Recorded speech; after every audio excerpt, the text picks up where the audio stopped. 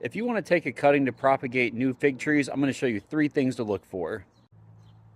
All right, so the first thing that you're going to look for is the color of the wood. So if you have this brand new green wood up here, you don't want to take that for a cutting necessarily, unless, I mean, there's some strategies you can use, but let's avoid this type of very green wood. What you're going to be looking for is more of this browner wood. So it's already got some lignification happening, but it's still got some bendiness to it. You can use the heavily lignified wood that's starting to look more like this grayish color, but it'll probably be slower to root on you. So this is kind of your sweet spot wood, and once this tree goes dormant, this is a very, very viable branch for cutting. And also, you know, a few months from now, this will probably be a little bit more brown just like this. So we're going to keep an eye on it. Now, the next thing that you're going to want to look for is nodes. You want to have at least 3 of them, right? And so a node is going to be that little segment right here between this leaf and this leaf. So each time you have the apical bud here branching out and extending, it's going to form a new node. And at that junction of the node is where your little figs are going to pop out, and also where you can have dormant buds. So you want to make sure that you have buds.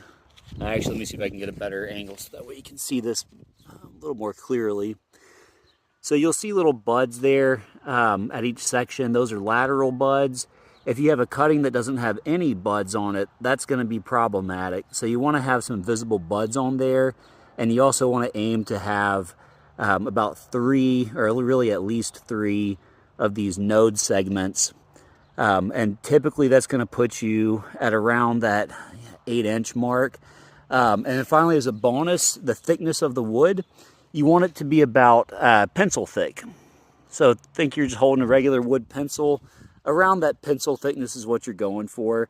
So I'll walk over and show you some of them might be a little bit too thick.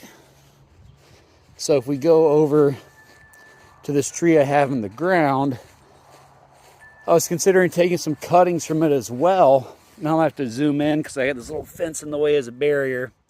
But down there at the bottom, a lot of that wood that's 2 years old, it's probably going to be too thick to really do anything with.